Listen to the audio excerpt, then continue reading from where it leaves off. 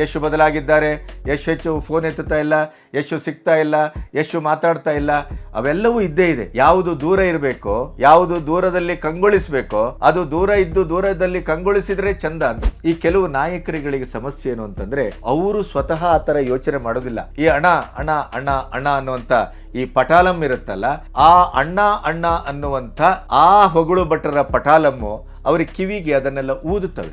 ಅಂದ್ರೆ ಸಂಸಾರದ ಮೌಲ್ಯ, ಸಂಸಾರದ ಮಹತ್ವ, ಸಂಸಾರದ ನೆಲೆ ಬೆಲೆಯ ಒಂದು ಆತ್ಮಗೌರವದ ಪ್ರಜ್ಞೆ ಇದ್ದವರು ಮಾತ್ರ ಈ ಡಿಸಿಷನ್ ತಗೊಳ್ಳಿಕ್ಕೆ ಸಾಧ್ಯ. ಸೆಲೆಬ್ರಿಟಿಗಳ ಮಧ್ಯೆ ಮಾತಿಗೆ ಆಹಾರವಾಗುವ, ಮಾತು ಅತಿರೇಕಕ್ಕೆ ಹೋಗುವ, ಮಾತು ವಿವಾದಕ್ಕೆ ಕಾರಣವಾಗುವ, ಮಾತು ಜಗಳವನ್ನ ತಂದಿಕ್ಕುವ ಎಂಥ ವಿಕೋಪಕ್ಕೂ ಕೊಂಡೋಗುವಂತ ಸಾಧ್ಯತೆಗಳು 100ಕ್ಕೆ 99.9.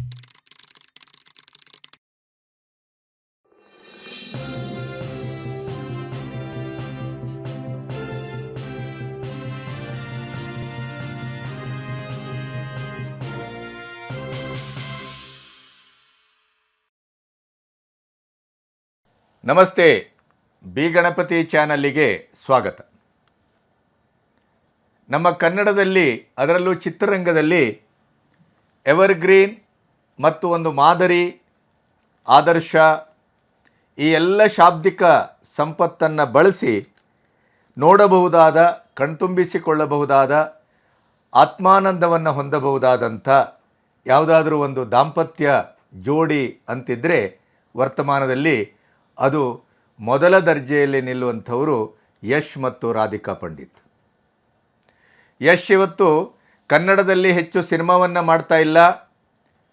ವರ್ಷಕ್ಕೆ ಒಂದಾದರೂ ಸಿನಿಮಾವನ್ನು ಅವರ ಅಭಿಮಾನಿಗಳಿಗಾಗಿ ಮತ್ತು ಕನ್ನಡ ಚಿತ್ರರಂಗದ ಅಳಿವು ಉಳಿವಿನ ಈ ಸಂಕ್ರಮಣದ ಸ್ಥಿತಿಗಾಗಿ ಕೊಡಬೇಕಿತ್ತು ಕೊಡುಗೆಯಾಗಿ ಅನ್ನುವಂಥ ಮಾತು ಬಂದಾಗ ನಮಗೆಲ್ಲರಿಗೂ ನೋವಿದೆ, ನಮಗೆಲ್ಲರಿಗೂ ಆಕ್ಷೇಪವೂ ಇದೆ.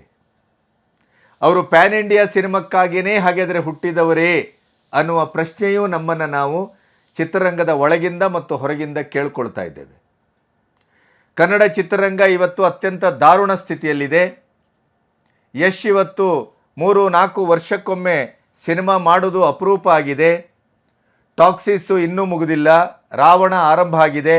ರಾಮಾಯಣದ ಒಂದು ಮೇಲೆ ಬಂದಂಥ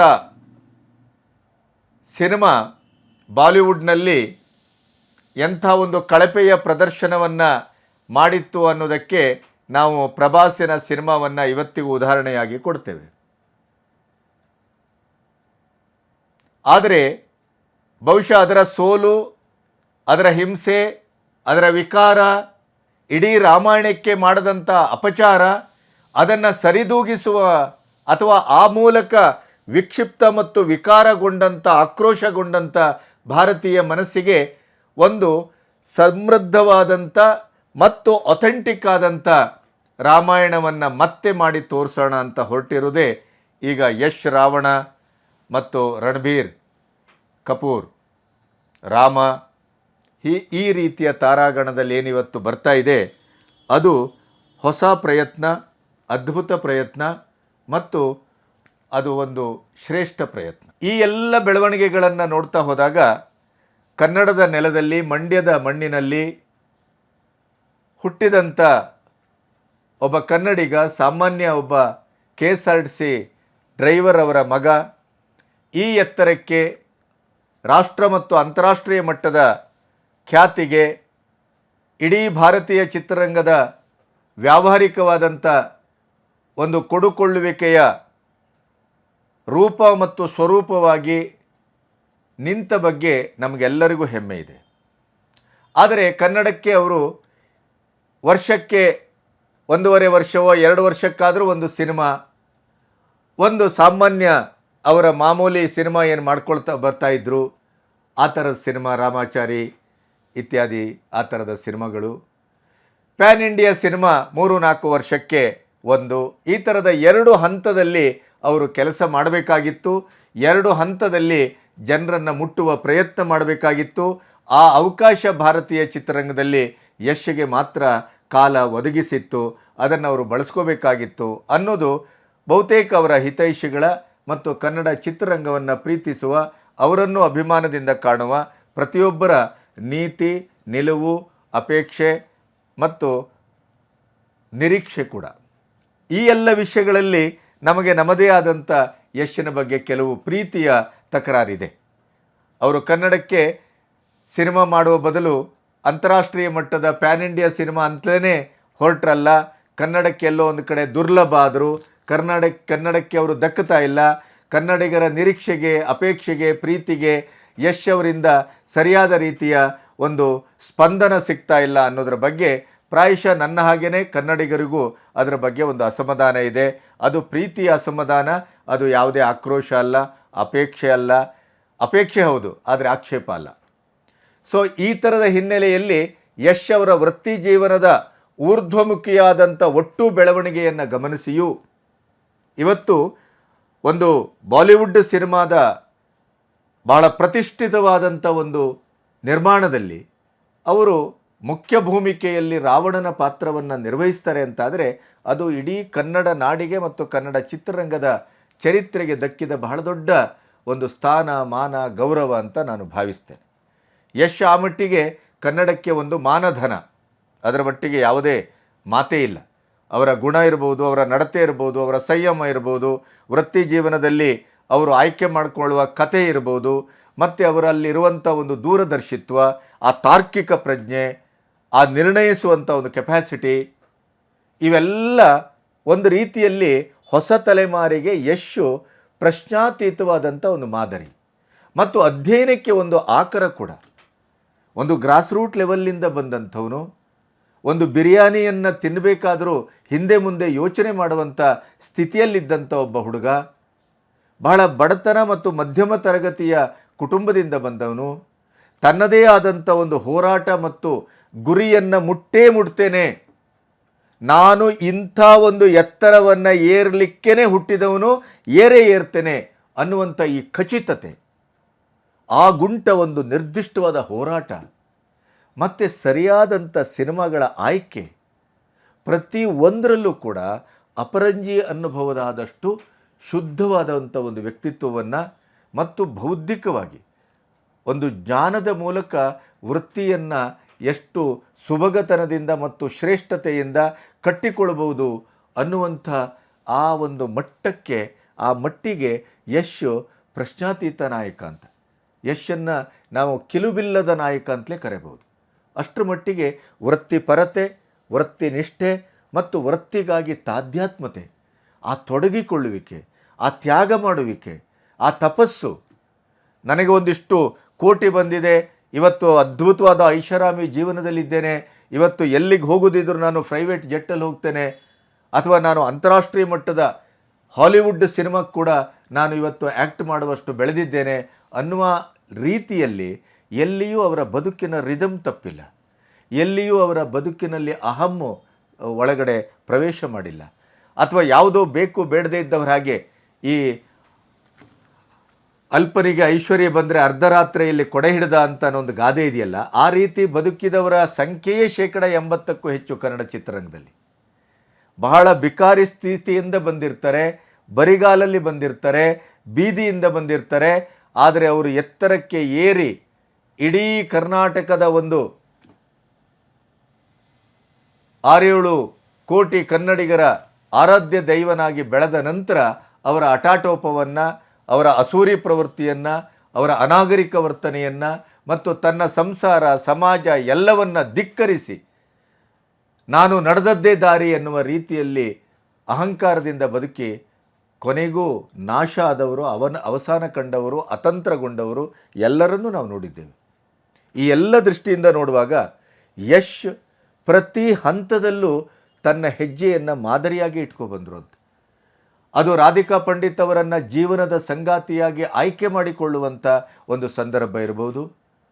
ಆಯ್ಕೆ ಮಾಡಿಕೊಂಡ ನಂತರ ಅದನ್ನು ಬಹಳ ಜತನದಿಂದ 4-6 ವರ್ಷಗಳ ಕಾಲ ಎಲ್ಲಿಯೂ ಒಂದು ವಿಕಾರವಾದ ಸುದ್ದಿಗೆ ಮತ್ತು ಅಥವಾ ವಿಚಿತ್ರವಾದಂಥ ಸುದ್ದಿಗೆ ಆಹಾರವಾಗದೇನೆ ಅದನ್ನು ಕಾಪಾಡಿಕೊಂಡು ಬಂದಂಥ ಆ ಜತನದ, ಸಂಯಮದ ಸ್ಥಿತಿ ಇರ್ಬೋದು.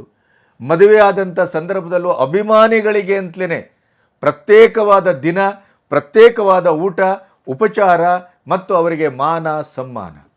ಕನ್ನಡ ಚಿತ್ರರಂಗದಲ್ಲಿ ಅದು ಯಶ್ ಹಾಕಿದ್ದೇ ಪ್ರಥಮ ಪಾದ. ಅದು ಬೇರೆಯವರು ಯಾರೂ ಮಾಡಿರಲಿಲ್ಲ ಅದನ್ನು. ಆಮೇಲೆ ತಾನು ಬೆಳೆದಿದ್ದೇನೆ ಅನ್ನುವಂಥ ಯಾವುದೇ ಕಾರಣಕ್ಕೂ ತನ್ನ ದುಡ್ಡಾಗ್ಬೋದು, ಐಶ್ವರ್ಯ ಆಗ್ಬೋದು, ಆಸ್ತಿ ಆಗ್ಬೋದು, ಆ ಯಾವ ಮದವನ್ನು ಮೈಗೆ ಅಂಟಿಸಿಕೊಳ್ಳದೇ ಬದುಕಿದಂಥ ಕೆಸುವಿನ ಎಲೆಯ ಹಾಗೆ ಬಿದ್ದ ನೀರು ಬಿದ್ದ ಕ್ಷಣದಲ್ಲಿ ಅದು ಸುಂದರವಾಗಿ ಅದ್ಭುತವಾಗಿ ಕಾಣುತ್ತೆ, ಆದರೆ ಅಷ್ಟೇ ಸುಲಲಿತವಾಗಿ ಅದು ಜಾರಿಕೊಳ್ತದೆ. ಕೆಸುವಿನ ಎಲೆಯೇ, ನೀರು ನೀರೇ, ನಾನು ನಾನೇ, ನನ್ನ ವೃತ್ತಿಯೇ, ಅದರ ಯಶಸ್ಸೇ, ಅದರಿಂದ ಬಂದಂಥ ಪ್ರತಿಫಲದ ಆರ್ಥಿಕವಾದಂಥ ಶ್ರೇಯಸ್ಸೇ, ಆದರೆ ಯಶ್ ಮಾತ್ರ ನಾನು ಮೊದಲಿನ ಯಶ್ ಅನ್ನುವ ರೀತಿಯಲ್ಲಿ ಅವ್ರ ಬಗ್ಗೆ ಆಕ್ಷೇಪ ಇದೆ. ಯಶ್ ಬದಲಾಗಿದ್ದಾರೆ, ಯಶ್ ಹೆಚ್ಚು ಫೋನ್ ಎತ್ತುತ್ತಾ ಇಲ್ಲ, ಯಶ್ ಸಿಗ್ತಾ ಇಲ್ಲ, ಯಶ್ ಮಾತಾಡ್ತಾ ಇಲ್ಲ, ಅವೆಲ್ಲವೂ ಇದ್ದೇ ಇದೆ. ಈಗ ನನ್ನಂಥವನಿಗೆ ನನ್ನ ಮತ್ತು ಅವರ ಒಡನಾಟ, ನನ್ನ ಮತ್ತು ರಾಧಿಕಾ ಪಂಡಿತ್ ಅವರ ಒಡನಾಟ, ನನ್ನ ಮತ್ತು ಯಶ್ ಅವರ ಕುಟುಂಬದ ಒಡನಾಟ, ಅಥವಾ ರಾಧಿಕಾ ಪಂಡಿತ್ ಅವರೊಟ್ಟಿಗೆ ನನ್ನ ಒಡನಾಟ, ಇದೆಲ್ಲ ಬಹಳ ಗಳಸ್ಯ ಕಂಠಸ್ಯವಾದಂಥ ಸ್ಥಿತಿ. ಇವರ್ಯಾರು ಬೆಳೆಯುವ ಮೊದಲೇ ಆ ಬೆಳವಣಿಗೆಯ ಪೂರ್ವದಲ್ಲಿ ನಾವೆಲ್ಲ ಒಡನಾಡಿಗಳಾದವರು. ಆದರೆ ಇವತ್ತಿಗೂ ನಮ್ಮ ಕೈಗೂ ಸಿಗ್ತಾ ಇಲ್ಲ. ಆದರೆ ಅದರ ಬಗ್ಗೆ ನಮಗೆ ಹೆಮ್ಮೆ ಇದೆ, ಯಾವುದೇ ಬೇಸರ ಇಲ್ಲ, ಆಕ್ಷೇಪ ಇಲ್ಲ. ಒಂದು ಸಂದರ್ಶನ ಮಾಡೋಣ ಅಂತ ಅಂದುಕೊಂಡ್ರೆ ಅವ್ರ ಗಂಡ ಹೆಂಡತಿ ಕೈಗೆ ಎಟುಕದ ಒಂದು ಕುಸುಮ, ಅದು ಹಾಗೆ ಇರಲಿ ಬಿಡಿ, ಅದರಲ್ಲೇನಿದೆ. ಯಾವುದು ದೂರ ಇರಬೇಕೋ, ಯಾವುದು ದೂರದಲ್ಲಿ ಕಂಗೊಳಿಸಬೇಕೋ ಅದು ದೂರ ಇದ್ದು ದೂರದಲ್ಲಿ ಕಂಗೊಳಿಸಿದರೆ ಚಂದ ಅಂತ. ಆಗಾಗ ಅದು ಮತ್ತೆ ಮತ್ತೆ ನಮಗೆ ಸಿಕ್ಕಿದರೆ ಅದರ ಬೆಲೆ ಮತ್ತು ಮಹತ್ವ ಅರ್ಥ ಆಗೋದಿಲ್ಲ. ಅಥವಾ ನಮ್ಮ ಮತ್ತು ಅವರ ಮಧ್ಯೆ ಇದ್ದಂಥ ಸ್ನೇಹ, ವಿಶ್ವಾಸದ ಸಂಬಂಧದ ಗಾಢತೆ ಮತ್ತು ಗೂಢತೆ, ಅದರ ಇಡಿಯದಾದಂಥ ಸಾಂದ್ರತೆ, ಡೆನ್ಸಿಟಿ ಅರ್ಥ ಆಗೋದಿಲ್ಲ. ಹಾಗಾಗಿ ಅದು ಯಾವುದಕ್ಕೂ ನನ್ನನ್ನಂತೂ ಆಕ್ಷೇಪ ಮಾಡೋದಿಲ್ಲ. ಮತ್ತು ಅವರು ಬೆಳೆದ ರೀತಿಯಲ್ಲಿ ಅದೇ ರೀತಿಯ ಒಂದು ಸರ್ಕಮ್ಟನ್ಸಸ್ಸೇ ಹೆಚ್ಚು ಸರಿಯೇನೋ ಅಂತ ಅನಿಸ್ತದೆ. ನನಗೊಂದು ನೆನಪಿದೆ, ನಾನು ಯಶ್ ಅವರ ಅಮ್ಮನನ್ನು ಒಂದು ಸಂದರ್ಶನ ಮಾಡಿದ್ದೆ ಪತ್ರಿಕೆಯಲ್ಲಿದ್ದಾಗ. ನನ್ನ ಮಗ ಒಬ್ಬ ವಿಲನ್ ಅಂತ ಒಂದು ಹೆಡ್ಡಿಂಗ್ ಕೊಟ್ಟಿದ್ದೆ. ಅವರು ಯಾವ ಅರ್ಥದಲ್ಲಿ ಹೇಳಿದರು ಅಂತಂದರೆ, ಪುಂಡು, ಪೋಖರಿ, ಹಠ, ಅವನು ಹೇಳಿದ್ದೇ ಆಗಬೇಕು, ಈ ರೀತಿಯ ಮಹಾ ಒಂದು ಈ ಮಕ್ಕಳಾಟಿಕೆಯಲ್ಲಿ ಬೆಳೆದಂಥ ಒಬ್ಬ ಹುಡುಗ, ಆ ಅರ್ಥದಲ್ಲಿ ಬರೆದಿದ್ದೆ. ಅದು ಯಶ್ ಅವರಿಗೆ ತುಂಬ ನೋವನ್ನು ಕೊಟ್ಟಿತ್ತು. ಆದರೆ ತಮಾಷೆ ಅಂತಂದರೆ, ಈಗ ಅದೇ ಹೆಡ್ಡಿಂಗಲ್ಲಿ ಅವರ ಅಮ್ಮ ಸಿನಿಮಾ ನಿರ್ಮಾಪಕಿ ಆಗಿದ್ದಾರೆ, ಸಿನಿಮಾವನ್ನು ಇವತ್ತು ಮಾರ್ಕೆಟಿಗೆ ತರ್ತಾ ಇದ್ದಾರೆ. ಆ ಸಂದರ್ಭಕ್ಕೆ ಸಂಬಂಧಪಟ್ಟು ಪ್ರೆಸ್ ಮೀಟ್ ಮಾಡಿದಾಗ ಅಲ್ಲಿ ಬಹುಶಃ ಅವರು ಅವನ ಪುಂಡಾಟಿಕೆ, ಅವನ ಬಾಲ್ಯ ಇವನ್ನೆಲ್ಲ ಹೇಳಿರಬೇಕು. ಅದಕ್ಕೆ ಇದೇ ನನ್ನ ಮಗ ವಿಲನ್ ಅಂತ ಅವರು ಅದೇ ಹೆಡ್ಡಿಂಗನ್ನು ಕೊಟ್ಟಿದ್ದಾರೆ. ಈಗ ಬಹುಶಃ ಅದನ್ನು ಹೇಗೆ ತಗೊಳ್ತಾರೆ ಯಶ್ ಅಂತ ಗೊತ್ತಿಲ್ಲ. ನನ್ನ ಮೇಲೆ ಬೇಸರ ಮಾಡ್ಕೊಂಡಿದ್ರು. ಪ್ರೀತಿಯಿಂದ ಅದನ್ನು ಪ್ರತಿಭಟನಾತ್ಮಕವಾದ ರೀತಿಯಲ್ಲೂ ಕೂಡ ನಿಮ್ಮಂಥ ಹಿರಿಯರು, ಹಿತೈಷಿಗಳು, ನಮ್ಮ ಮಾರ್ಗದರ್ಶನ ಮಾಡುವವರು, ನಮಗೆ ಬಹಳ ಆಪ್ತರು, ನೀವು ಈ ಥರ ಹೆಡ್ಡಿಂಗ್ ಹಾಕಬಾರ್ದಿತ್ತು ಅಂತ ಅವರು ಅವತ್ತು ನೊಂದ್ಕೊಂಡಿದ್ರು. ಈ ಕೆಲವು ನಾಯಕರುಗಳಿಗೆ ಸಮಸ್ಯೆ ಏನು ಅಂತಂದರೆ, ಅವರು ಸ್ವತಃ ಆ ಥರ ಯೋಚನೆ ಮಾಡೋದಿಲ್ಲ. ಈ ಅಣ್ಣ ಅಣ್ಣ ಅಣ್ಣ ಅಣ್ಣ ಅನ್ನುವಂಥ ಈ ಪಟಾಲಂ ಇರುತ್ತಲ್ಲ, ಆ ಅಣ್ಣ ಅಣ್ಣ ಅನ್ನುವಂಥ ಆ ಹೊಗಳು ಭಟ್ಟರ ಪಟಾಲಮ್ಮು ಅವ್ರಿಗೆ ಕಿವಿಗೆ ಅದನ್ನೆಲ್ಲ ಊದುತ್ತವೆ. ಅದರ ಪರಿಣಾಮ ಇರ್ಬೋದು ಅಂತ ನಾನು ಸುಮ್ಮನೆ. ಕೊನೆಗೆ ಅದು ಅಲ್ಲಿಗೆ ಸರಿ ಹೋಯಿತು. ನಾವು ಮತ್ತೆ ಮೊದಲನ ಹಾಗೇ ಇದ್ದೆ. ನಾನು ಯಾಕೆ ಇವತ್ತು ಯಶ್ನ ಬಗ್ಗೆ ಮಾತಾಡ್ತಾ ಇದ್ದೇನೆ ಅಂತಂದರೆ, ಯಶ್ ನಿತ್ಯ ನಿರಂತರ, ನಿತ್ಯವೂ ಮಾತಾಡಬಲ್ಲ, ನಿತ್ಯವೂ ಮಾತಿಗೆ ಆಹಾರವಾಗಬಲ್ಲ, ನಿತ್ಯವೂ ಅವ್ರ ಬಗ್ಗೆ ಯೋಚಿಸಬಲ್ಲ, ನಿತ್ಯವೂ ಅವ್ರ ಬಗ್ಗೆ ಒಂದು ತರ್ಕಿಸಬಲ್ಲಂಥ ಯಾವುದಾದ್ರೂ ಒಂದು ವ್ಯಕ್ತಿತ್ವ ಇದ್ದರೆ ಅದು ಕರ್ನಾಟಕದಲ್ಲಿ ವರ್ತಮಾನದಲ್ಲಿ ಯಶ್ನ ಪ್ರತಿ ಹೆಜ್ಜೆಯ ಬಗ್ಗೂ ನಾವು ಮಾತಾಡ್ಬೋದು, ಯಶ್ನ ಪ್ರತಿ ಆಲೋಚನೆ ಬಗ್ಗೂ ಮಾತಾಡ್ಬೋದು, ಯಶ್ನ ಪ್ರತಿ ಪ್ರಯಾಣದ ಬಗ್ಗೂ ನಾವು ಮಾತಾಡ್ಬೋದು. ನಾನು ಹೇಳಿದ್ದು ಒಂದೇ ಆಕ್ಷೇಪ, ಕನ್ನಡಿಗರಿಗೆ ಸಿನಿಮಾದ ಮೂಲಕ ಯಶ್ ಬೇಕಿದ್ದಾಗ ಸಿಗ್ತಾ ಇಲ್ವಲ್ಲ, ಅದು ಒಂದು ಕೊರಗು ಅನ್ನೋದು ಬಿಟ್ಟರೆ ಯಶ್ ಬೆಳೆದ ಎತ್ತರ ಇದೆಯಲ್ಲ, ಆ ಬಿತ್ತರ ಎತ್ತರ ಅವೆಲ್ಲವೂ ಕರ್ನಾಟಕಕ್ಕೆ, ಕನ್ನಡಕ್ಕೆ ಹೆಮ್ಮೆ ತರುವಂಥದ್ದು, ನಾವೆಲ್ಲ ಬಹಳ ಖುಷಿ ಪಡುವಂಥದ್ದು. ಇದರ ಮಧ್ಯೆ ಅವರು ದಾಂಪತ್ಯ ಜೀವನಕ್ಕೆ ಕಾಲಿಟ್ಟ ಮೇಲೆ ಕೂಡ 2 ಮುದ್ದಾದ ಮಕ್ಕಳು, ಸಂಸಾರ, ಗಂಡ ಹೆಂಡತಿ ಅನ್ಯೋನ್ಯವಾಗಿ ಎಷ್ಟು ಚಂದ ಬದುಕಿದ್ದಾರೆ ಅಂತಂದರೆ, ಸಿನಿಮಾ ದಾಂಪತ್ಯಕ್ಕೆ ಯಶ್ ದಾಂಪತ್ಯ ಒಂದು ಮಾದರಿ. ಸಿನಿಮಾದ ಒಳಗಡೆ ನಾವು ತುಂಬ ದಾಂಪತ್ಯದ ಶೈಥಿಲ್ಯವನ್ನು ಕಂಡಿದ್ದೇವೆ, ದಾಂಪತ್ಯದ ಇಡೀಯದಾದಂಥ ಒಂದು ವಿಕಾರವನ್ನು ಕಂಡಿದ್ದೇವೆ. ಮನೆ, ಹೆಂಡತಿ, ಮಕ್ಕಳು, ಸಂಸಾರ ಇದ್ದಾಗಲೂ ಕೂಡ ಹೊರಗಡೆಯ ಸಂಬಂಧವನ್ನು ಇಟ್ಕೊಂಡಂಥ ಎಷ್ಟೋ ನಾಯಕರುಗಳು ಅವರ ಅಭಿಮಾನಿಗಳ ತೂಗ್ಗೆ ಒಳಗಾದದ್ದನ್ನು ನೋಡಿದ್ದೇವೆ, ಒಳಗಾಗ್ತಾ ಇರುವುದನ್ನು ನೋಡಿದ್ದೇವೆ. ಅದೇ ರೀತಿಯ ತೂ ಅಂತ ಅನ್ನಿಸ್ಕೊಂಡು ಕೂಡ ಬದುಕ್ತಾ ಇರುವವರನ್ನು ಕಂಡಿದ್ದೇವೆ. ಆದರೆ ಯಶ್ ಈ ವಿಷಯದಲ್ಲಿ ಅಪರಂಜಿ. ಅದೊಂದು ಮುತ್ತು, ಅದೊಂದು ಹವಳ, ಅದಕ್ಕೆ ಕಿಲುಬಿಲ್ಲ. ಅದು ಯಾವತ್ತೂ ಕಿಲುಬಿಗೆ ಒಳಗಾಗಿಲ್ಲ, ಯಾವುದೇ ಮಾತಿಗೆ ಆಹಾರವಾಗಿಲ್ಲ, ಯಾವುದನ್ನು ಅತಿಯಾಗೂ ಮಾಡಿಲ್ಲ, ಯಾವುದನ್ನು ಕಡಿಮೆನೂ ಮಾಡಿಲ್ಲ. ಅದರಲ್ಲೂ ರಾಧಿಕಾ ಪಂಡಿತ್ ನಮ್ಮ ಊರಿನ ಹುಡುಗಿ, ಸೀರಿಯಲ್ನಿಂದ ಬಂದವಳು. ಆ ಸೀರಿಯಲ್ನಿಂದ ಅವಳ ಉಜ್ವಲವಾದಂಥ ಒಂದು ಅಭಿವ್ಯಕ್ತಿಯನ್ನು ನೋಡಿ ನಾನು ಫೋಟೋವನ್ನು DC ನಾಗೇಶ್ ಮೂಲಕ ಮಾಡಿಸ್ಕೊಂಡು ನನ್ನ ರೂಪತಾರದಲ್ಲಿ ಅವರ ಕವರ್ ಪೇಜ್ ಹಾಕಿದ ನಂತರವೇ ಮೊಗ್ಗಿನ ಮನಸ್ಸಿಗೆ ಆಯ್ಕೆಯಾದದ್ದು ಜನಾರ್ದನ್ ಹೋಟೆಲಿನ 108 ಶಶಾಂಕ್ ನಾವು ಕೂತು ಮಾಡಿದಂಥ ಆಯ್ಕೆ. ಅದು ಬಹಳ ಸುಬಗ ಹೆಣ್ಣುಮಗಳು, ಯಾವುದೇ ಕಪ್ಪು ಚುಕ್ಕೆ ಇಲ್ಲದ ಹೆಣ್ಣುಮಗಳು, ಯಾವುದೇ ಆಡಂಬರ ಇಲ್ಲದೇ ಇದ್ದ ಹೆಣ್ಣುಮಗಳು. ತಾನಾಯಿತು, ತನ್ನ ಕೆಲಸ ಆಯಿತು, ತನ್ನ ವೃತ್ತಿ ಆಯಿತು, ಬಿಟ್ಟರೆ ಅತ್ಯಂತ ಈ ಗುಬ್ಬಚ್ಚಿ ಹಾಗೆ ಸಂಸಾರದಲ್ಲಿ ಅದು ಹುದುಗಿಕೊಂಡು ಅಲ್ಲಿ ಬದುಕಿದಂಥ ಜೀವ ಅದು. ಈಗಲೂ ಅದೇ ಥರ ಬದುಕ್ತಾ ಇದೆ. ಗಂಡ ಹೆಂಡತಿ ಇಬ್ಬರು ಅವರು ಪ್ರತಿ ಸಾರಿ ಒಟ್ಟಾದಾಗ ಅಥವಾ ಏನೋ ಒಂದು ಫೋಟೋವೋ, ಏನೋ ಒಂದು ಮಾತೋ, ಏನೋ ಒಂದು ಕಾರ್ಯಕ್ರಮವೋ ಅಲ್ಲಿ ಏನಾದರೂ ಒಂದು ಹೊಸತನ್ನು ಕೊಡ್ತಾರೆ. ಅವರು ಸಮಾಜಕ್ಕೆ ಏನೋ ಒಂದಿಷ್ಟು ಸಂದೇಶವನ್ನು ಕೊಡ್ತಾರೆ, ಸಮಾಜಕ್ಕೆ ಏನೋ ಒಂದು ಹೇಳಿ ಹೋಗ್ತಾರೆ. ಅದು ಅವರ ಸ್ವಭಾವ ಆಗಿದೆ. ಅದು ಸೆಲೆಬ್ರಿಟಿಗಳು ಮಾಡಬೇಕಾದದ್ದು ಅಂತ ಹೇಳೋದು ನಾನು. ನಿಮ್ಮನ್ನು ತುಂಬ ಜನ ನಂಬ್ತಾರೆ, ನಿಮ್ಮನ್ನು ತುಂಬ ಜನ ಅನುಸರಿಸ್ತಾರೆ, ತುಂಬ ಜನ ನಿಮ್ಮನ್ನು ಮಾದರಿ ಅಂತ ಸ್ವೀಕರಿಸ್ತಾರೆ, ನಿಮಗೋಸ್ಕರ ಪ್ರಾಣ ಬಿಡ್ತಾರೆ, ನಿಮಗೋಸ್ಕರ ಜೀವನವನ್ನೇ ಕೊಂದುಕೊಳ್ತಾರೆ, ನಿಮ್ಮಿಂದಲೇ ಜೀವನವನ್ನು ಪಡ್ಕೊಳ್ತಾರೆ ಕೂಡ. ಹಾಗಾಗಿ ಸಿನಿಮಾ ನಟ ನಟಿಯರು ಸಮಾಜಕ್ಕೆ ಏನು ಮಾಡಿದ್ದಾರೆ ಅದು ಭಾಳ ದೊಡ್ಡ ಪ್ರಶ್ನೆ. ಈಗ ಯಶ್ ಆದರೆ ಒಂದಿಷ್ಟು ಕೆರೆಗಳನ್ನಾದರೂ ಕಟ್ಸ್ಕೊಟ್ಟಿದ್ದಾರೆ, ಇನ್ನೇನೇನೂ ಮಾಡಿದ್ದಾರೆ. ಆದರೆ ಏನನ್ನೂ ಮಾಡದೇನೆ ಜನರಿಂದ ಪಡ್ಕೊಂಡು, ಜನರಿಂದ ದೇವರು ದೇವರು ಅಂತ ಉಗೆ ಉಗೆ ಅಂತ ಹೇಳಿಸ್ಕೊಂಡು ಸಮಾಜಕ್ಕೆ ತನ್ನ ಕೆರೆಯ ನೀರನ್ನು ಕೆರೆಗೆ ಚೆಲ್ಲುವಂತ ಮಾಡಿದಂಥವರು ಬಹಳ ಕಡಿಮೆ. ಆದರೂ ಜನ ಮರಳೋ ಜಾತ್ರೆ ಮರಳೋ ನಾವು ಸಿನಿಮಾ ನಟರನ್ನೇ ಸೈನ್ಯದ ಸೈನಿಕರಿಗಿಂತ ಹೆಚ್ಚು ಆರಾಧಿಸ್ತೇವೆ. ಅದು ಒಂದು ರೀತಿಯ ಈ ದೇಶದ ದುರಂತ ಕೂಡ ಹೌದು.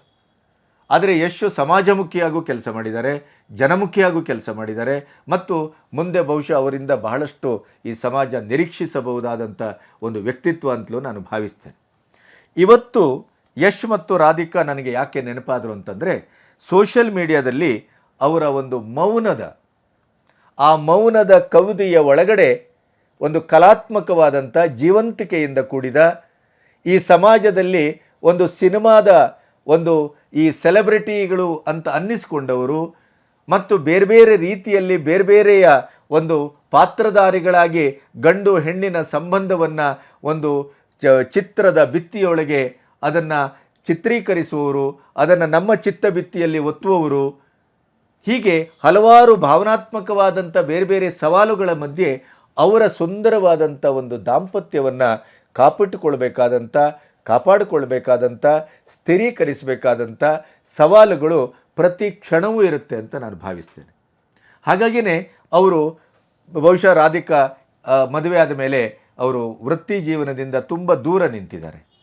ತಾನು, ತನ್ನ ಸಂಸಾರ, ತನ್ನ ಗಂಡ, ತನ್ನ ಮಕ್ಕಳು, ತನ್ನ ಭವಿಷ್ಯ, ಅದಕ್ಕೆ ಭಾರತೀಯ ನಾರಿಯಾಗಿ ಅವರು ತೊಡಗಿಕೊಂಡಿದ್ದಾರೆ.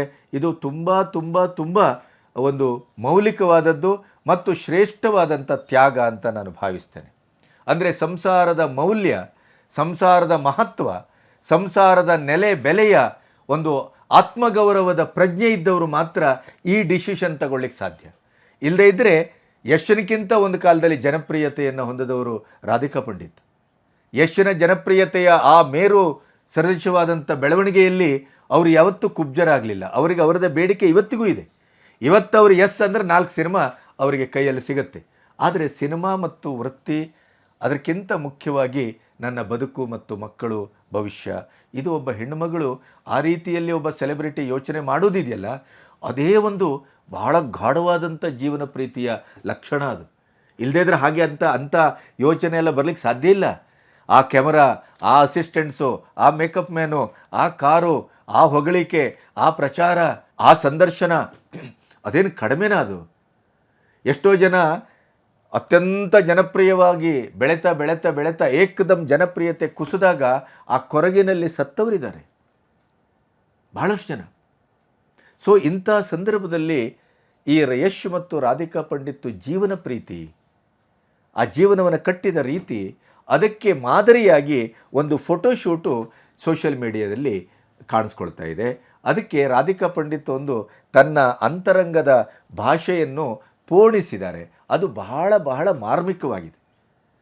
ಆ ಸುಂದರವಾದ ಫೋಟೋವನ್ನು ನೀವು ನೋಡ್ತೀರಿ, ಮೌನ ಇದೆ, ಅಲ್ಲಿ ಯಾವುದೇ ಒಂದು ಆ್ಯಕ್ಷನ್ ಇಲ್ಲ, ಯಾವುದೇ ಒಂದು ಕ್ರಿಯೆ ಇಲ್ಲ, ಆದರೆ ಸ್ಥಗಿತಗೊಂಡಂಥ ಫೋಟೋ, ಅದು ಸ್ಥಗಿತ ಫೋಟೋ.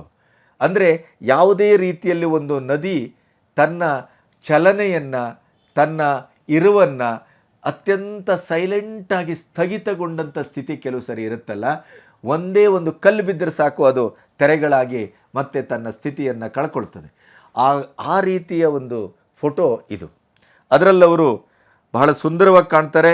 ಪ್ರಾಯಶಃ ಯಶ್ ಅವರ ಬ್ಯುಸಿ, ಅವರ ಇಬ್ಬರ ಒಡನಾಟದ ಆ ಒಂದು ಏನು ವಿರಳತೆ, ಅದೆಲ್ಲವನ್ನು ಎಲ್ಲೋ ಒಂದು ಕಡೆ ಪ್ರತಿಬಿಂಬಿಸುವ ಹಾಗೆ ನಾವು ಮತ್ತೆ ಒಂದು ಹೊಸತಾಗಿ ಸೇರಿದ್ದೇವೆ, ಮತ್ತೆ ಬಹಳ ಕಾಲದ ನಂತರ ಒಟ್ಟಾಗಿದ್ದೇವೆ. ದಾಂಪತ್ಯ ಅಂದರೆ ಹಾಗೆ, ಕೆಲವಲ್ಲಿ ಬಿಡುವಲ್ಲಿ ಬಿಡಬೇಕು, ಹಿಡಿಯುವಲ್ಲಿ ಹಿಡಿಬೇಕು, ಒಂದಾಗುವಲ್ಲಿ ಒಂದಾಗಬೇಕು, ಮತ್ತೆ ಅವರನ್ನು ಅವರ ವೃತ್ತಿಗೆ ಬಿಟ್ಟುಕೊಡಬೇಕು. ಇದು ಸೈನಿಕರ ಹೆಂಡತಿಯ ಕಥೆ ಇದ್ದ ಹಾಗೆ.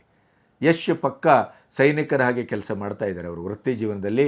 ಪ್ರಾಯಶಃ ಬಿಡುವ, ಹಿಡಿಯುವ, ಆ ಗಾವುದ, ಆ ಬೇರ್ಪಡುವಿಕೆ, ಆ ವಿರಹ, ವಿರಳ, ಆ ವಿರಳತೆ, ಇವೆಲ್ಲವೂ ರಾಧಿಕಾ ಮತ್ತು ಯಶ್ಗೆ ಒಂದು ಜೀವನದ ಒಂದು ಒಂದು ಒಂದು ನಿತ್ಯ ನಿರಂತರವಾದಂಥ ಹರಿವಾಗಿ ಅದು ದಕ್ಕಿದೆ. ಅದರ ಮಧ್ಯೆ ಬಿಡುವು ಮಾಡಿಕೊಂಡು ಅವರೊಂದು ಫೋಟೋಶೂಟ್ ಮಾಡಿದ್ದಾರೆ. ಅದನ್ನು ಸೋಷಿಯಲ್ ಮೀಡಿಯಾದಲ್ಲಿ ಇವತ್ತು ಬಹಳ ವೈರಲ್ ಆಗ್ತಾ ಇದೆ. ಅದರಲ್ಲಿ ಅವರು ಹೇಳ್ತಾರೆ, ಸಂಬಂಧದಲ್ಲಿ ಮೌನವನ್ನು ಅರಿಯಬೇಕು.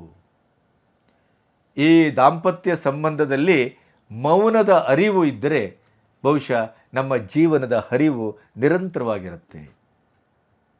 ನೋಡಿ, ಎಂಥ ಗಾಢವಾದ, ಬಹಳ ಧ್ವನಿಪೂರ್ಣವಾದ ಆಲೋಚನೆ. ದಾಂಪತ್ಯದಲ್ಲಿ ಮೌನ ವಹಿಸುವುದು ಅಷ್ಟು ಸುಲಭ ಅಲ್ಲ.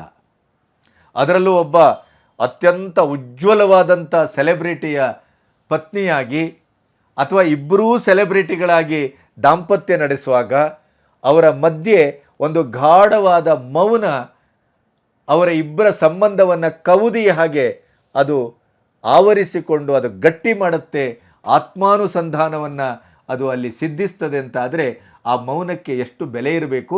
ಮತ್ತು ರಾಧಿಕಾ ಪಂಡಿತ್ ಅವರ ಈ ಮೌನದ ಅರಿವು ಅನ್ನುವ ಶಬ್ದ ಇದೆಯಲ್ಲ, ಅದು ಒಂದು ತತ್ವಜ್ಞಾನಿಯ ಹಾಗೆ ಅವ್ರು ಹೇಳಿದಂಥದ್ದು ಅಂತ ನಾನು ಭಾವಿಸ್ತೇನೆ. ಯಾಕೆಂದರೆ ಸೆಲೆಬ್ರಿಟಿಗಳ ಮಧ್ಯೆ ಮಾತಿಗೆ ಆಹಾರವಾಗುವ, ಮಾತು ಅತಿರೇಕಕ್ಕೆ ಹೋಗುವ, ಮಾತು ವಿವಾದಕ್ಕೆ ಕಾರಣವಾಗುವ, ಮಾತು ಜಗಳವನ್ನು ತಂದಿಕ್ಕುವ, ಮಾತು ಸಂಬಂಧವನ್ನು ಕೆಡಿಸುವ, ಎಂಥ ವಿಕೋಪಕ್ಕೂ ಕೊಂಡೋಗುವಂಥ ಸಾಧ್ಯತೆಗಳು 99.9.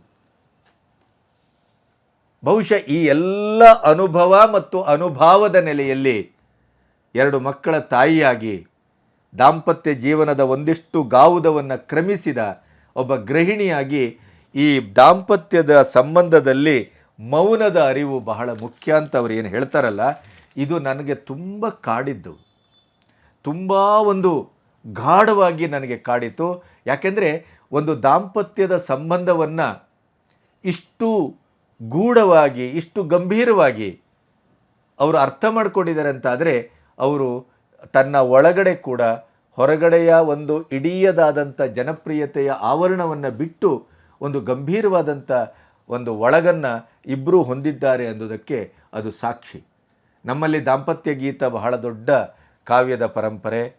ನಮ್ಮ ಮೈಸೂರು ನರಸಿಂಹಸ್ವಾಮಿಯವರು ಇಡೀ ದಾಂಪತ್ಯದ ಬಗ್ಗೆನೇ ಒಂದು ಶ್ರೇಷ್ಠವಾದ ಕವಿತೆಗಳನ್ನು ಕೊಟ್ಟು ಅಮರರಾದರು. ಅದೇ ನಮ್ಮ ಮುದ್ದಣ್ಣ ಮನೋರಮೆಯ ಆ ದಾಂಪತ್ಯ ಗೀತವು ಇವತ್ತು ನಿತ್ಯ ನಿರಂತರ. ಹೀಗೆ ನಮ್ಮಲ್ಲಿ ದಾಂಪತ್ಯದ ಶ್ರೇಷ್ಠತೆಯ ಬಗ್ಗೆ, ದಾಂಪತ್ಯದ ಮಾದರಿಯ ಬಗ್ಗೆ, ದಾಂಪತ್ಯದ ಇಡೀ ಕನಸು ಕನವರಿಕೆಯ ಬಗ್ಗೆ ನಮ್ಮಲ್ಲಿ ಒಂದು ಸಂಸ್ಕೃತಿಯೇ ಇದೆ. ಬಹುಶಃ ಅದರ ಭಾಗವಾಗಿ ಇವರಿಬ್ಬರು ನಡೀತಾ ಇದ್ದಾರೇನೋ ಅಂತಲೂ ನನಗನ್ನಿಸ್ತದೆ. ಜೊತೆ ಇದ್ದಾಗ ಏನು ಮಾಡುತ್ತೇವೆ ಅನ್ನೋದಕ್ಕಿಂತ, ಅಂದರೆ ಕ್ರಿಯೆ ಮುಖ್ಯ ಅಲ್ಲ. ಜೊತೆಗಿದ್ದಾಗ ನಾವೇನು ಮಾಡ್ತೇವೆ ಅದು ಮುಖ್ಯ ಅಲ್ಲ. ಮೌನದಲ್ಲಿ ಪರಸ್ಪರರನ್ನು ಹೇಗೆ ಅರ್ಥ ಮಾಡಿಕೊಳ್ಳುತ್ತೇವೆ ಅನ್ನುವುದು ಬಹಳ ಬಹಳ ಮುಖ್ಯ. ನೋಡಿ, ಮೌನಕ್ಕೆ ಎಂಥ ಶಕ್ತಿ ಇದೆ, ಮಾತಿಗೆ ಆ ಶಕ್ತಿ ಇಲ್ಲ. ನೀವೊಂದು ಸಿನಿಮಾವನ್ನು ನೋಡಿ, ಅಲ್ಲಿ ಧಾಮ್ ಧೂಮ್ ಧಾಮ್ ಧೂಮ್ ಅಂತ ಮಾತು ಮಾತು ಮಾತು ಮಾತು, ಕಾಲಿಟ್ಟರೆ ಭೂಮಿ ನಡುಗುವಂಥದ್ದು ಮಾತು. ಇದಕ್ಕೆ ನಿಮಗೆ ವಾಚ್ಯ ಅಂತ ಕರಿತೇವೆ ನಾವು. ಅದೇ ಮಾತಿಲ್ಲದ ಕಣ್ಣು, ಹುಬ್ಬು, ನೋಟ, ನಡೆ, ನಿಲುವು, ಇದು ಒಂದು ಮಾತಿಗೆ ಹೇಳುವ ಶಕ್ತಿ ಏನಾದ್ರು ಇದ್ದರೆ ಅದರ 1000 ಪಟ್ಟು ಶಕ್ತಿ ಈ ಮೌನಕ್ಕಿದೆ. ಹಾಗಾಗಿ ಅವರು ಹೇಳೋದು, ಒಬ್ಬರನ್ನೊಬ್ಬರು ಜೊತೆಯಾಗಿದ್ದಾಗ ನಾವೇನು ಮಾಡ್ತೇವೆ ಅನ್ನುವಂಥ ಒಂದು ಪ್ರಕ್ರಿಯೆಕ್ಕಿಂತ ಮೌನದಲ್ಲಿ ಪರಸ್ಪರನ್ನು ಹೇಗೆ ಅರ್ಥ ಮಾಡಿಕೊಳ್ತೇವೆ ಅನ್ನುವುದು ಬಹಳ ಮುಖ್ಯ. ಇದು ಗಂಡ ಹೆಂಡತಿ ಸಂಬಂಧದಲ್ಲಿ ಬಹಳ ಬಹಳ ಮುಖ್ಯ ಅಂತ ಹೇಳ್ತಾರೆ ಅವರು. ನೋಡಿ, ನಾನು ಯಾಕೆ ಇವರನ್ನು ಇಟ್ಕೊಂಡು ಇವತ್ತು ಈ ಮಾತನ್ನು ಇಟ್ಕೊಂಡು ರಾಧಿಕಾ ಮತ್ತು ಯಶ್ ಬಗ್ಗೆ ಮಾತಾಡ್ತಾ ಇದ್ದೇನೆ ಅಂತಂದರೆ, ಯಶು ರಾಧಿಕಾ ಇವತ್ತೊಂದು ರೋಲ್ ಮಾಡೆಲ್, ಹೊಸ ತಲೆಮಾರಿಗೆ ಒಂದು ರೋಲ್ ಮಾಡೆಲ್. ಒಬ್ಬ ಜನಪ್ರಿಯ ವ್ಯಕ್ತಿ ಯಾವತ್ತೂ ಮಾದರಿಯಾಗಿರ್ತಾನೆ. ಅದಕ್ಕಾಗೇ ನಾವು ಹೇಳೋದು, ನೀವು ಕೆಲವೆಲ್ಲ ತ್ಯಾಗ ಮಾಡಬೇಕಾಗತ್ತೆ, ಸಂಯಮವನ್ನು ವಹಿಸಬೇಕಾಗತ್ತೆ. ನೀವು ಎಲ್ಲವನ್ನು, ನಿಮಗೆ ಎಲ್ಲೋ ದಾರಿ ಬದಿಯಲ್ಲಿ ಒಂದು ಯಾವುದೋ ಒಂದು ಪಬ್ಬಲ್ಲಿ ಎದುರಿನಗಡೆ ನಿಂತು ಒಂದು ಬಿಯರ್ ಕೊಡ್ಬಿಡೋದು ಅಣ್ಣ ಅಂತ ಅನಿಸಿದರೆ ನೀವು ಕುಡಿಲಿಕ್ಕೆ ಸಾಧ್ಯ ಇಲ್ಲ, ಕುಡಿಬಾರದು. ಯಾವುದೋ ನಿಮ್ಮ ಕಣ್ಣೋಟದಲ್ಲಿ ಬಂದಂಥ ಒಂದು ಹುಡುಗಿ ಬಹಳ ಸುಂದರವಾಗಿ ಗಾಢವಾಗಿ ಏನೋ ನಿಮ್ಮನ್ನು ಕಲಕಿ ಬಿಡ್ತಾಳೆ, ತದಕಿ ಬಿಡ್ತಾಳೆ ಮನಸ್ಸಿನ ಒಳಗಿನ ಒಂದು ಇರವನ್ನು ಅಂತಾದರೆ ನೀವು ಏಕದಮ್ ಹೋಗಿ ಅವಳನ್ನು ತಬ್ಕೊಳ್ಳುವಾಗಿಲ್ಲ, ಅಥವಾ ಅವಳೊಟ್ಟಿಗೆ ಕೈ ಹಿಡ್ಕೊಂಡು ಯಾವುದೋ ರೆಸಾರ್ಟ್ಗೆ ಹೋಗುವಾಗಿಲ್ಲ. ಯಾಕೆಂದರೆ ನಿಮ್ಮನ್ನು ನೋಡಿ ಹಲವರು ಕಲಿತಾರೆ, ನಿಮ್ಮನ್ನು ನೋಡಿ ಹಲವಾರು ತಮ್ಮ ಬದುಕನ್ನು ಸ್ವೀಕರಿಸ್ತಾರೆ. ಈ ಸಮಾಜ ನಿಮ್ಮನ್ನು ಮಾದರಿ ಅಂತ ಭಾವಿಸ್ತದೆ. ಹಾಗಾಗಿಯೇ ಈ ದಾಂಪತ್ಯದ ಬಗ್ಗೆ ರಾಧಿಕಾ ಹೇಳಿದಂಥ ಮಾತಿದೆಯಲ್ಲ, ಇದು ಹೊಸ ತಲೆಮಾರಿನ ಹೆಣ್ಮಕ್ಳಿಗಿರ್ಬೋದು ಗಂಡು ಮಕ್ಕಳಿಗಿರ್ಬೋದು, ಅದು ಒಂದು ದಾಂಪತ್ಯ ಗೀತ ಮತ್ತು ಮಾದರಿಯಾಗಿ ಸಲ್ತದೆ ಅಂತ. ಮಾತಿಗಿಂತ ಮೌನ ಹೆಚ್ಚು ಮುಖ್ಯ. ಮೌನ ಯಾವಾಗ ಕೆಲಸ ಮಾಡುತ್ತೆ ಅಂತಂದರೆ, ನಿಮ್ಮ ನಡತೆ, ನಿಮ್ಮ ನುಡಿ, ನಿಮ್ಮ ಇಡೀದಾದ ದಾಂಪತ್ಯ ಒಬ್ರಿಗೊಬ್ಬರು ಪರಸ್ಪರವಾಗಿ ಗೌರವ ಕೊಡುವಂಥದ್ದು. ಶುದ್ಧ ದಾಂಪತ್ಯದಲ್ಲಿ ಮೌನ ನೆಲೆಸಲಿಕ್ಕೆ ಸಾಧ್ಯ, ಅಥವಾ ಮೌನದಿಂದ ಶುದ್ಧ ದಾಂಪತ್ಯವನ್ನು ನೀವು ಪಡೆಯಲಿಕ್ಕೆ ಸಾಧ್ಯ. ಇದು ಈ ರಾಧಿಕಾ ಅವರ ಮಾತಿನ ಅರ್ಥ ಅಂತ ಭಾವಿಸ್ತೇನೆ. ಯಶ್ ಮತ್ತು ರಾಧಿಕಾ ಅವರ ದಾಂಪತ್ಯ ಚಿರಾಯುವಾಗಲಿ, ಅವರ ದಾಂಪತ್ಯ ಇದೇ ರೀತಿಯಲ್ಲಿ ಸಮಾಜಕ್ಕೆ ಮಾದರಿಯಾಗಿ ಸಾಗಲಿ. ಸಿನಿಮಾದ ದಾಂಪತ್ಯ ಅಂದ ತಕ್ಷಣ ಅದನ್ನು ಬೇರೆ ರೀತಿಯಲ್ಲಿ ಅರ್ಥೈಸುವಂಥ ಒಂದು ಸಮಾಜದ ಪುಂಡು ಪೋಖರಿಗಳಿಗೆ ಅದಲ್ಲ. ಅಲ್ಲಿಯೂ ನಿಮ್ಮ ಹಾಗೇ ನಮ್ಮದು ಒಂದು ಬದುಕು, ನಿಮ್ಮ ಹಾಗೇ ನಮ್ಮ ಬದುಕಿನ ಒಂದು ನೆಲೆ. ಆ ನೆಲೆಯನ್ನು ನಾವು ಶುದ್ಧ ಮತ್ತು ಶುಭ್ರತೆಯಿಂದ ಕಟ್ಟಿಕೊಳ್ಳಿಕ್ಕೆ ಸಾಧ್ಯ ಇದೆ. ನೋಡಿ, ನಾವು ಕಟ್ಕೊಳ್ತಾ ಇದ್ದೇವೆ ಅನ್ನುವಂಥ ಈ ಮಾತು ಮತ್ತು ಮೌನ ಮತ್ತು ಚಿತ್ರ ಮತ್ತು ಬದುಕು, ಈ ಎಲ್ಲ ನೆಲೆಗಳಲ್ಲಿ ತಮ್ಮ ಒಂದು ಇರುವನ್ನು, ನಿಲುವನ್ನು ಮತ್ತು ಇಡೀದಾದ ಬದುಕನ್ನು ಮಾದರಿಯಾಗಿ ಸಮಾಜಕ್ಕೆ ಅವರು ಕೊಡ್ತಾ ಇದ್ದಾರೆ ಮತ್ತು ಬದುಕ್ತಾ ಇದ್ದಾರೆ ಅನ್ನೋದೇ ನಮಗೆಲ್ಲರಿಗೂ ಭಾಳ ಹೆಮ್ಮೆ. ಹಾಗಾಗಿ ಅವರ ಫೋಟೋ ನೋಡಿದೆ, ಅದಕ್ಕೆ ಒಂದಿಷ್ಟು ಕಮೆಂಟ್ ಬಂದದ್ದನ್ನು ನೋಡಿದೆ. ಅವೆಲ್ಲ ನೋಡಿದಾಗ ಯಶ್ ಬಗ್ಗೆ, ರಾಧಿಕನ ಬಗ್ಗೆ ಒಂದಿಷ್ಟು ಮಾತಾಡೋಣ ಅನ್ನುವಂಥ ಒಂದು ಮಾತಿದು. ಇದು ಸಿದ್ಧ ಸೂತ್ರದ ಮಾತೇನೂ ಅಲ್ಲ, ಒಂದು ಲಹರಿ ಅಷ್ಟೇ. ನೀವು ಕೇಳ್ತೀರಿ, ಹಾಗೆ ಅದನ್ನು ಬಿಡ್ತೀರಿ. ಆದರೆ ಸಿನಿಮಾದಂಥ ಪ್ರಪಂಚದಲ್ಲೂ, ಪ್ರದರ್ಶನ ಮಾಧ್ಯಮದಲ್ಲೂ ಇಂಥ ಒಂದು ದಾಂಪತ್ಯವನ್ನು ಬದುಕಲಿಕ್ಕೆ ಸಾಧ್ಯ ಅನ್ನುವಂಥದ್ದನ್ನು ಭಾರತೀಯ ಚಿತ್ರರಂಗದಲ್ಲಿ ಹಲವಾರು ವ್ಯಕ್ತಿಗಳು ತೋರಿಸ್ಕೊಟ್ಟು ಹೋಗಿದ್ದಾರೆ. ಆದರೆ ಕನ್ನಡ ಚಿತ್ರರಂಗದಲ್ಲಿ ವರ್ತಮಾನದಲ್ಲಿ ನನಗೆ ಭಾಳ ಗಾಢವಾಗಿ ಮತ್ತು ಅತ್ಯಂತ ಮೇಲ್ಮಟ್ಟದಲ್ಲಿ ಮಾದರಿಯ ರೂಪದಲ್ಲಿ ಕಾಡ್ತಾ ಇರುವ ದಾಂಪತ್ಯ ಮತ್ತು ದಂಪತಿಗಳು ಯಾರಾದರೂ ಇದ್ದರೆ ಅದು ಯಶ್ ಮತ್ತು ರಾಧಿಕಾ ಅಂತ ಅತ್ಯಂತ ಅಭಿಮಾನದಿಂದ ಹೇಳಲಿಕ್ಕೆ ಇಷ್ಟಪಡ್ತೇನೆ. ಅವರಿಗೆ ಒಳ್ಳೆಯದಾಗಲಿ. ಯಶು ಆದಷ್ಟು ಬೇಗ ಕನ್ನಡಕ್ಕೆ ದಕ್ಕಲಿ, ಮತ್ತೆ ಮತ್ತೆ ಹೊಸ ಸಿನಿಮಾಗಳ ಮೂಲಕ ಅವರ ಅಭಿಮಾನಿಗಳನ್ನು ರಂಜಿಸಲಿ. ಅವರ ಜೀವನ ಸುಖವಾಗಿ ಸಮೃದ್ಧವಾಗಿ ಮುಂದುವರಿಲಿ. ಈ ಹೊತ್ತಿನಲ್ಲಿ ಅವರಿಗೆ ನಾನು ಒಬ್ಬ ಹಿತೈಷಿಯಾಗಿ ಇಷ್ಟನ್ನು ಮಾತ್ರ ಹೇಳಬಲ್ಲೆ. ನಮಸ್ತೆ.